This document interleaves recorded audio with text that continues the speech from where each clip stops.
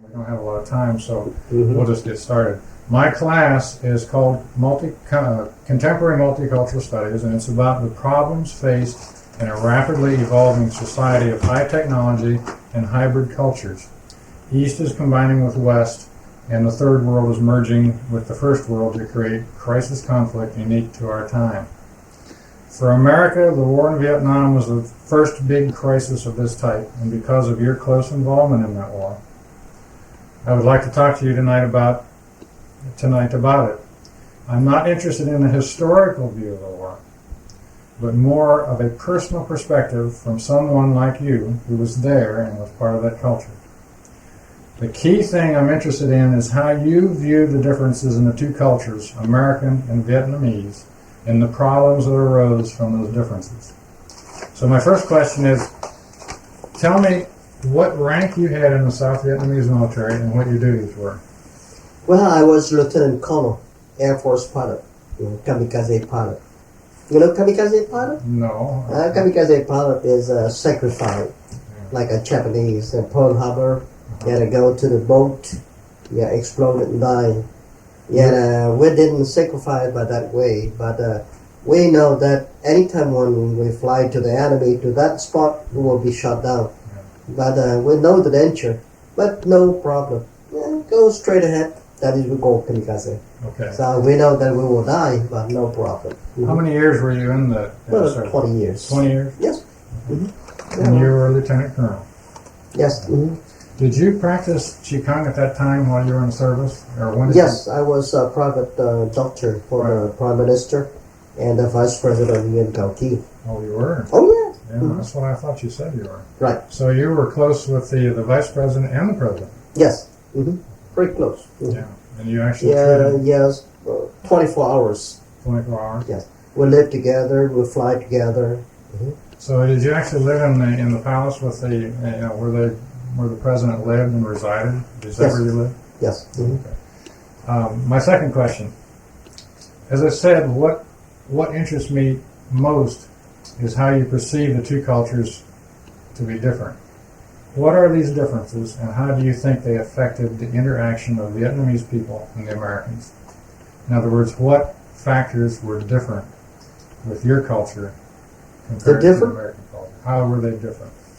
Well, we often say that East-West never meet, because we have our culture and you have your culture, so different culture. So it's very difficult to mix together. You see, like we often respect the elderly people, and consider that those are more experienced than we are, so we have to learn from them. You see, we consider those like our parents or grandparents, so we respect them. We learn from them, even they are not educated, but they live longer. So we have to respect them because they have more experiences than we do. Yeah, and that's why they're different than here. And we support them, like our parents. We let them to stay in our home, and we have to support them until death, because we already create us, from beginning.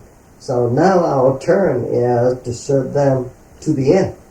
That's a different culture. From the aspect of the Americans that were there in your country, and you obviously worked close with those Americans. Oh, yes. Yeah. How did they differ in that way, and what kind of conflicts did that create? Different is, we are very friendly. And we found that Americans are not friendly. But they are very, we call mechanism.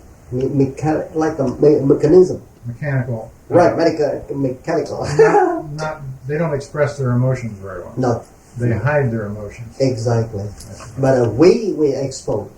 You're more open with your feelings? Yes, everybody. Yeah. They're almost Vietnamese and Chinese and almost Asian people. So it's very easy to make friends since beginning. Yeah. Like I met you before, just the first time, we are friends already. Mm-hmm. So because we are human beings, there's no difference between us. So the military people that were there were pretty guarded and not very communicative, not very close. In other words, they probably didn't know too much about your culture, right? Exactly. They didn't want to learn too much about your Exactly. Because here, before going to our country, after me, so American people, or more we call American GI, American troops, they consider that they will come to us, to our country, to help us to fight, to teach us how to shoot, how to maneuver, and how to move troops and everything. But in reality, we knew everything. You already know. Oh yes. So those people we call advisors, they cannot advise us anything. But they come back home. I mean, to the United States.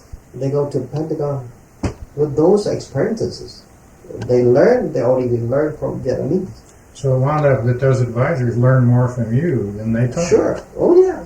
Because we fought the war thousand years. Because our country has more than 4,000 years of history. Right. So we fought all the time. So your country has a real tradition of fighting the Chinese anyway, right? Yes. Mm-hmm. Pretty much have been enemies for thousands of years. Yes. So We fought Mongolian and we defeated Mongolian. Yeah, we defeat the Chinese. We defeat French. Mm-hmm. Yeah. Many countries. So actually, as far as the type of culture that you were fighting, in other words, you're dealing with Chinese, you actually knew more about them than the Americans did. Oh yes. Mm-hmm. So when the Americans came over to advise you, it kind of worked the other way. didn't No. Because you just use mechanism. We use machinery. But we don't use that one. We use the trick. We use our mind to fight. it? Right. Yes. So the Americans that came over they knew the military machinery. They knew how to work that. But that's basically all they knew. They didn't know the culture that they came to fight. Exactly. So they weren't very well equipped. Right. Machinery is very easy. Anybody can learn machinery. Sure. Oh yeah. Just look at that. You don't need to show us how to do it. You just we can monkey around just a couple minutes. We know right away. Yeah. Right. Yeah. It's easy. Just push button or squeeze trigger. Everybody could do it. My next question, I think you've probably already answered it, but I'll read it anyway. In class, we watched a documentary about the Vietnamese War called Hearts and Minds. And the one thing that I personally got from that film was how little the American public knew about what was actually going on in Vietnam at the time, and how little the American commanders in the field knew about the Vietnamese people. What do you think of our commanding officers and the job they did there? You probably worked pretty close with those commanding officers. Oh yes. What was their general knowledge of your people and your culture? Like I told you before, we fought the war for 1,000 years. So we know how to fight. Yeah, we are Asian people. So American is the Western. So it's different. A different tactic. So once you come to our country, you cannot use your tactic. You cannot use your machinery. So you have to use our tactic, because our tactic is Asian tactic. It's different, much different. You see? You talked a lot about the native people that lived really back in the woods. There was a tribe kind of. They weren't actually Vietnamese people, but you talked about them before. They were a more ancient tribe of people that knew how to exist completely in the jungle on their own. You've talked about them before. Who are those people? Just because the geography, our geography is much different than here. Yeah. It's not like in Korea. Geography is much different. So you have to use those tactics in those areas to fight. You cannot go there and bomb the whole thing and you say, "Hey, I won the war." No way, because you don't know where they are. You Right. see, maybe they are in front of you, but you don't know. One of the things that, from what I know about the war, is that since the Americans didn't really know who they were fighting, their technique was pretty much massive coverage of bombs, and pretty much just they killed as much as they could, hoping that they would get the enemy. Right. Do you feel that that was a tactic that wound up a lot of innocent people died for that reason? That tactic doesn't work. I had a chance to discuss with your generals, many generals, 4 stars, 5 stars, and the ambassador, even with the President Johnson, because I was the 8th of a vice president of Vietnam and a prime minister. So I had occasion to discuss with the ambassador and generals, the command, and your generals. But they never listen to us because they have their own ways. Because they are paid for to do it. You see it? And then they follow their tactics. They never follow our tactics. That's the way we can say American lost the war. Yeah. Oh yes. Mm-hmm. In other Because words, we can shoot down everybody. You can erase Vietnam on the map. You can erase it. You see it? You cannot drop the nuclear bomb like in Hiroshima or Nagasaki. You see it? Yeah. It means that you won the war. No, not by that way. That is conventional. The conventional. Yeah, not that way. It's not the way to fight the war. Because we already talked to your President Kennedy, the President Johnson, the President Ford, the President previously not the Eisenhower, but President Nixon. Yeah, he said that we need your advice, we need your money, we need your help to build up our country.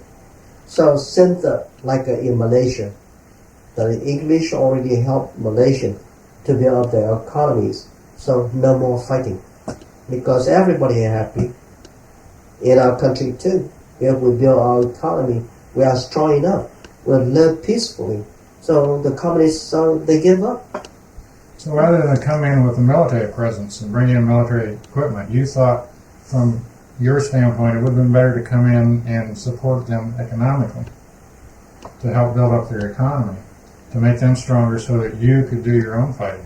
Sure. You could defend yourself. Oh yes. Mm-hmm. As far as the military presence there, it was not much value to. No, because we already talked to your way, your part. They say, okay, don't step in. Our president, the President Zim, and I already talked to your president, President Kennedy and President Eisenhower. Say, don't step in Vietnam. Let we fight us.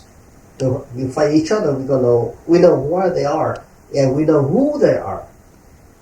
So let us fight ourselves. And the president say no, and then your CIA killed our president. The CIA killed our president and our advisor, his advisor. They are brothers. President Zim and advisor is Mr. Nguyen. Both of them killed him. Oh yes. Mm-hmm. It means that they say that, hey, Vietnamese, they don't know anything. Let them to go into your country to fight for you. And I was saying, why do you have to come in to fight? We know how to squeeze a trigger, right? Right. We know how to aim. We know how to use machinery. Yeah. If we don't have it, please give to us. We do by ourselves. What kind of war machinery would have been best suited to the kind of fighting you would have done? Rather than large planes and bombs, you could have just used small We know arms. how to fly the airplane. You just want small arms or Yeah, any kind of arms. any kind of arms, and you Right. could do it yourself. But when Americans step in, American give to us the Second World War weapons. Wow. Yeah, the weapons are too old, and the bullets, instead of dumping to the ocean or burn up, so I say, hey, here, use it.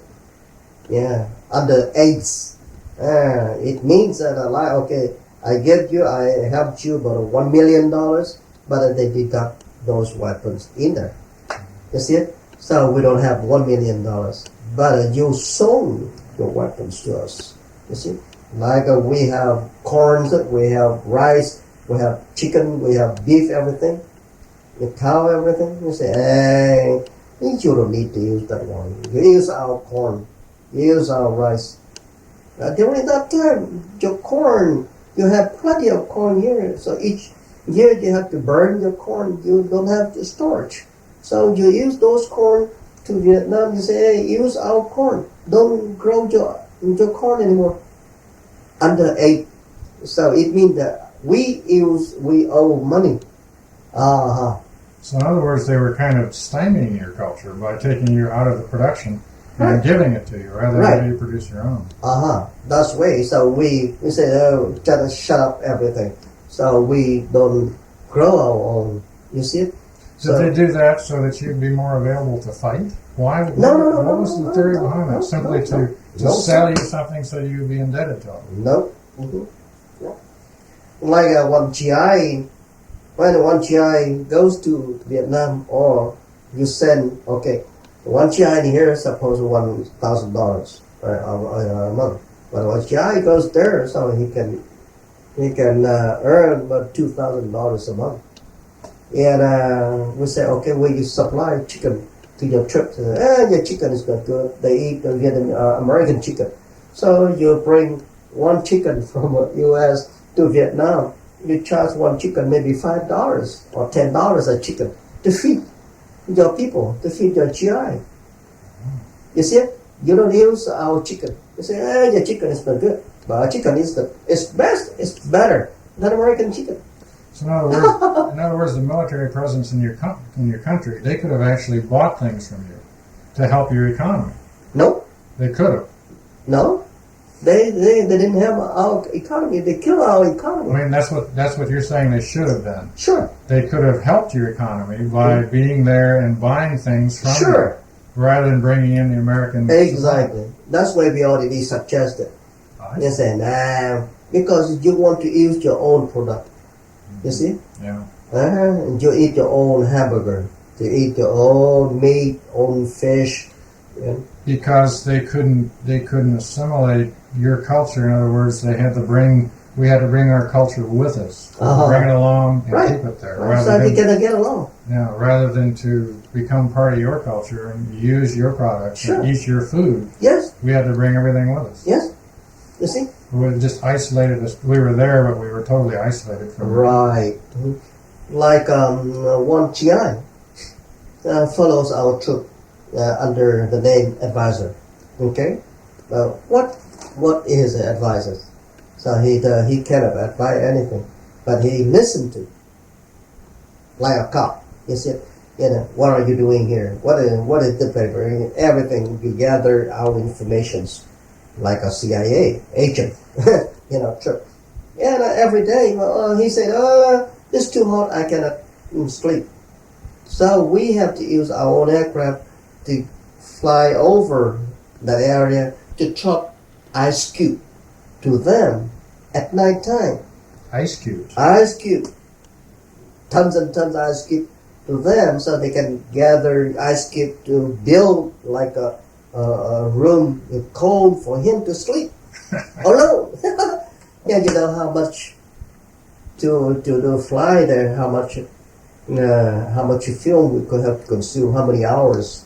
You see it?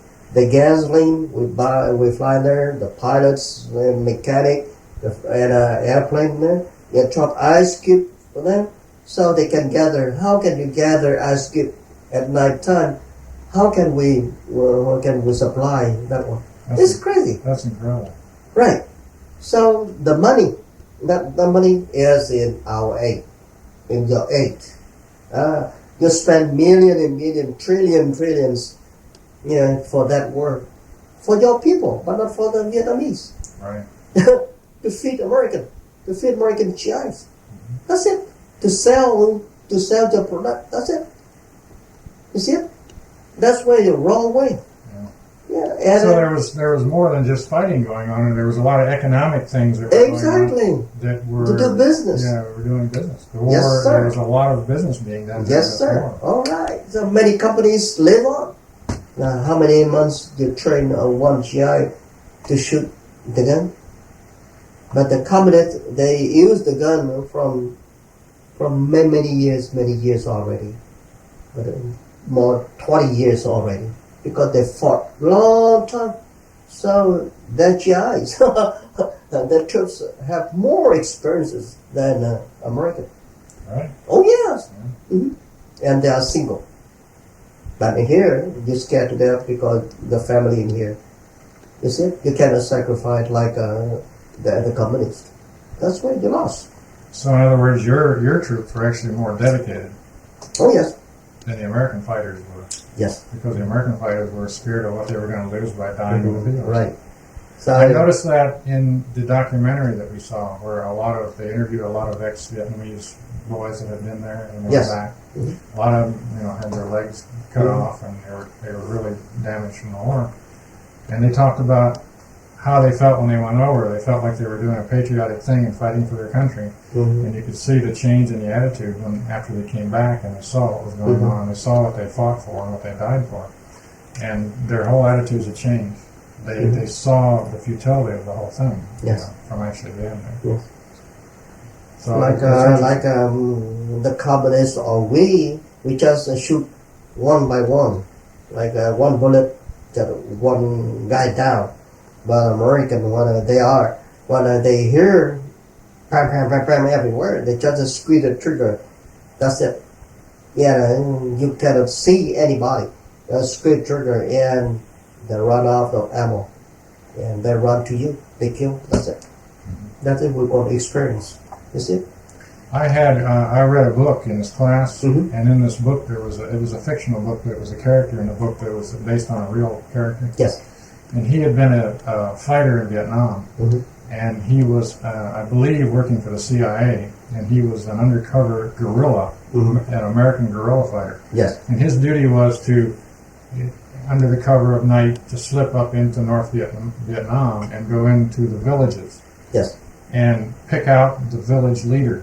Right. He might be the village elder, or he might be a Buddhist monk that was Right. the head of the temple in that Mhm. city, and to assassinate him. Yes.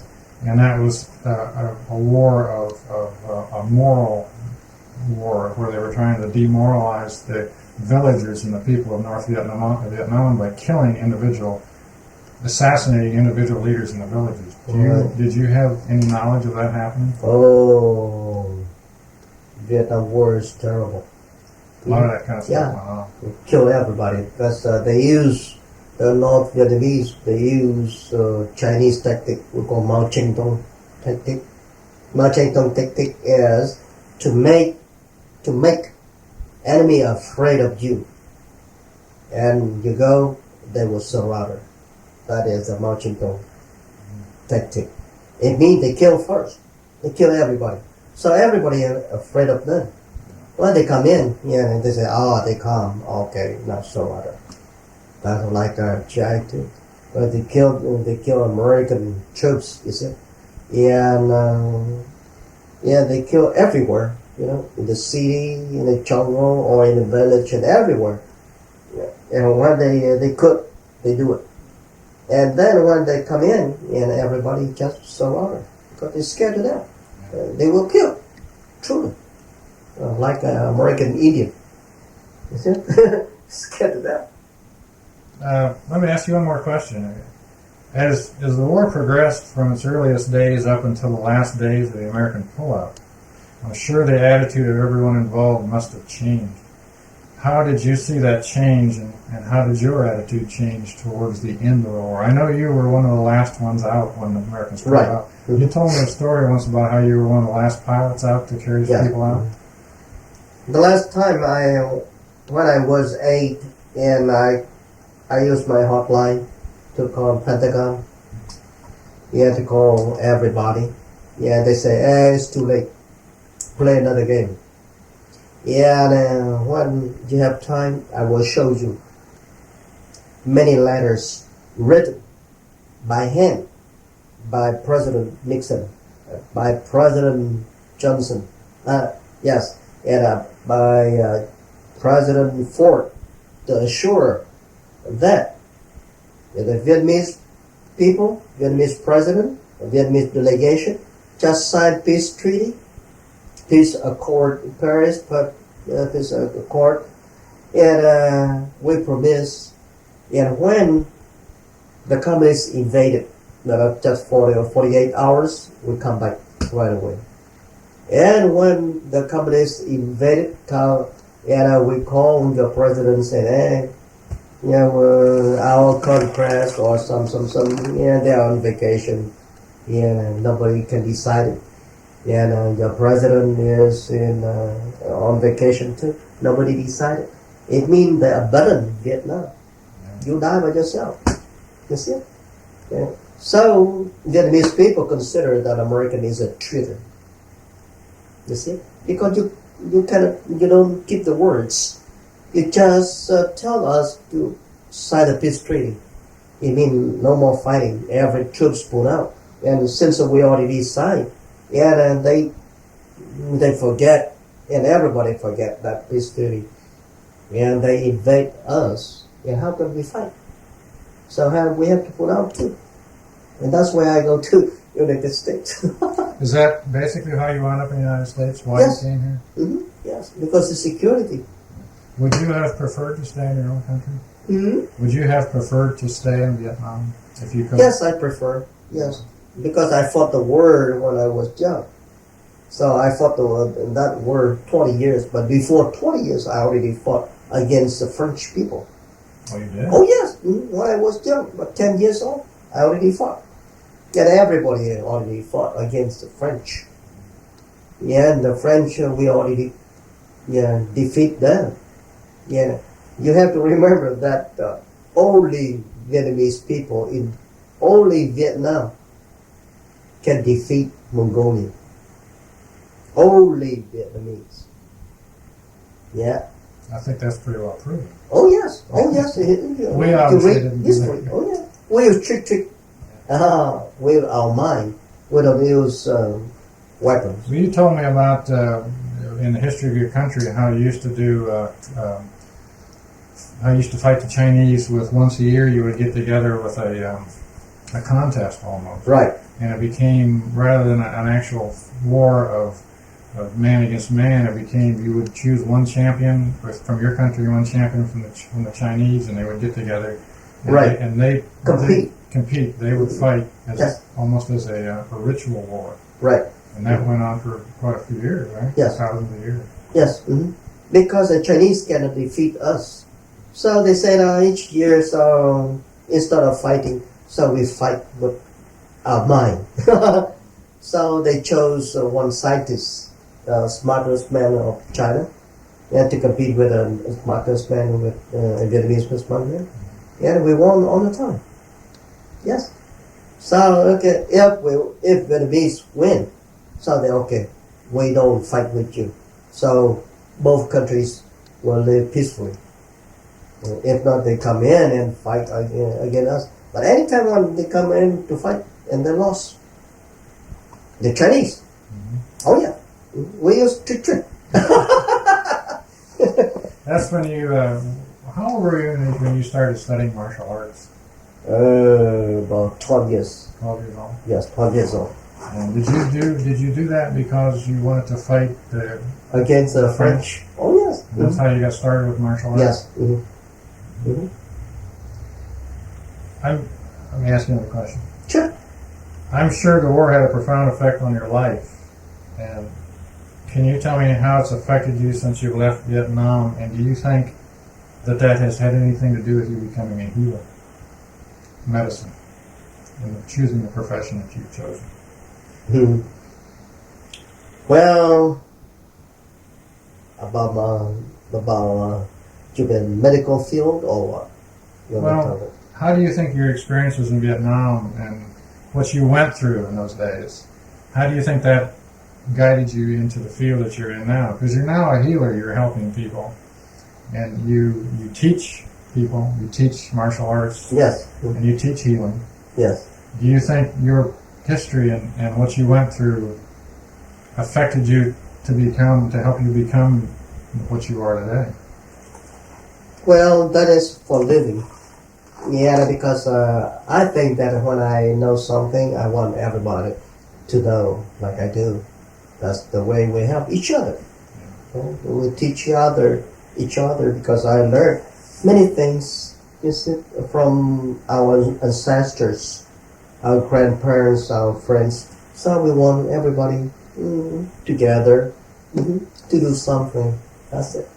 To expand our knowledge. You see?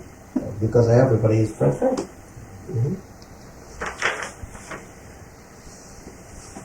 I know you've been in lots of countries. You've studied in lots of countries. Yes. And do you think, what is the one thing that you would tell, to wind us up, what is the one thing that you would tell Americans, if you were to tell them, that they should be aware of when they deal with the Oriental culture? What's the one thing, most important thing they should remember when dealing with a culture like yours? Well, it's very hard to say. It's a very complicated, long story. But I think that anytime once you go to another country, so we have to socialize with them, and you have to live like they do. That's where you can, we call melt with them, and then you can live with them, and you have to respect the cultures. Respect. Yes. That's important. Right. Like when you go to Cambodia, if you don't know their cultures, they will kill you right away by touching the head of a boy. That's it.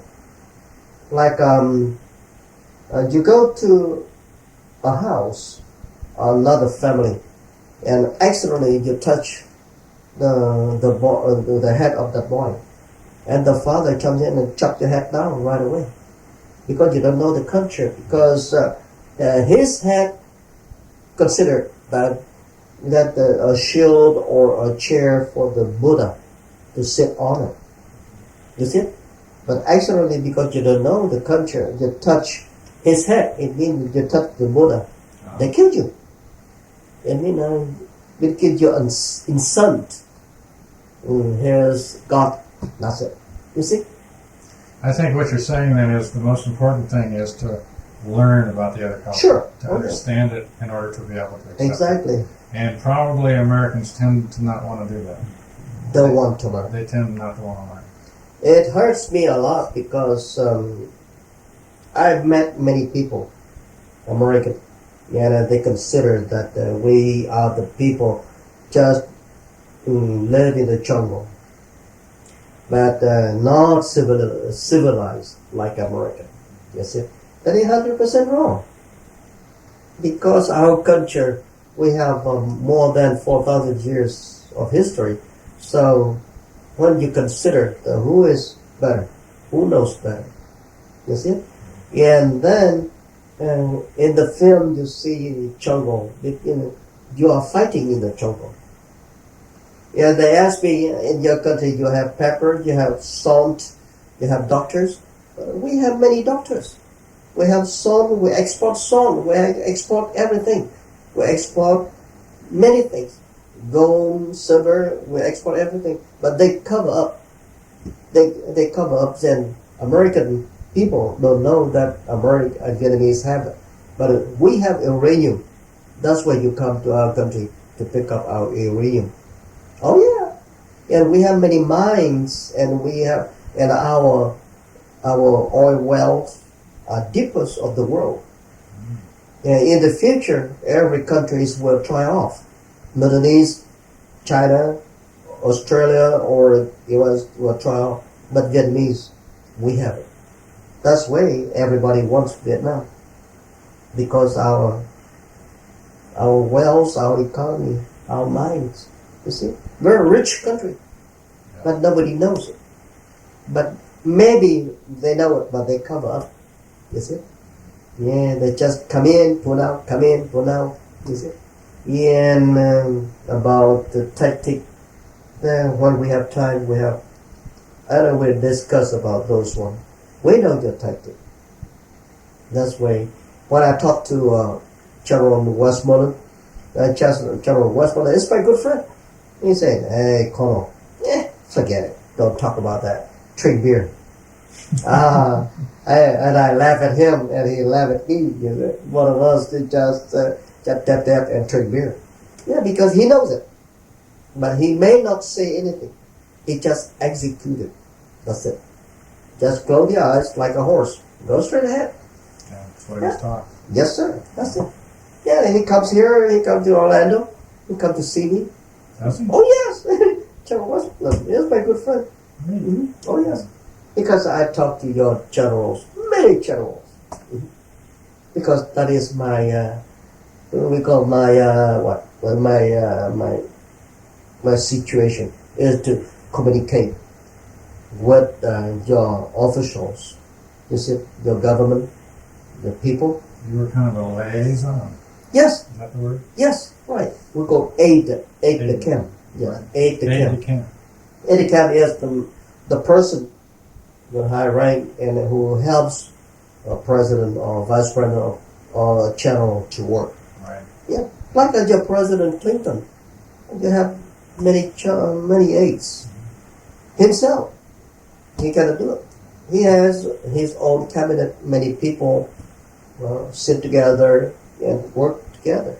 Well, that's why I wanted to talk to you, because I know you had a unique situation. You had to deal with both. You know, you had to live in both worlds, Right, and I can see where that would really be hard to do. right, So you kind of had to go back and forth. right. Well, I really appreciate you talking to You're me. welcome. That Okay. I learned a lot, and I'm sure the class will enjoy listening to it. But anytime when you need something, when we have time to talk, that is the truth. Yes. Yeah, and we already talked to your people, And when I came to this country, I was invited to go to Chicago, a big rally, Rally. right there, and in front of public, in front of American people, thousands and thousands of people in the park, on the street, and I talk. Yeah, and we have some speakers. I had the honor to speak up, and everybody cried. American cried because we cannot say that because many people behind. You see it? They just do business. That's it. That's it. Then the money talks. Yeah, money talks. Too bad. Yes, sir. Like in our country, like I was doctor. Yeah, the patient comes in and say, "Sir, I'm poor. I don't have money to pay." No problem. Come in. Yeah, I treat you first. Your health is first. I don't take your money. When you have money, you give it to me. If you don't have money, forget it. Don't worry about that. Yes, sir. But you first. Your health first. Yeah, I think that the American doesn't do like that. Doesn't work Yeah, that you way. have to sign, Yeah, no credit card, you have to sign, you owe me money or the insurance will pay. In our country, so, no, don't worry about it. Yeah, friendship first. You see? That's why I met you before, just the first thing, friend, right away.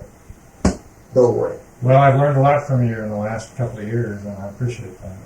I think by studying martial arts with you, Qigong with you, I think what I learned more important than the Qigong was the culture. Mm. And that's kind of why I did it, because every little bit of information I get about the culture helps me to understand.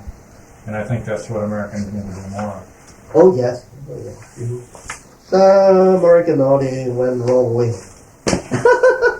Thank you very much. You're welcome, sir.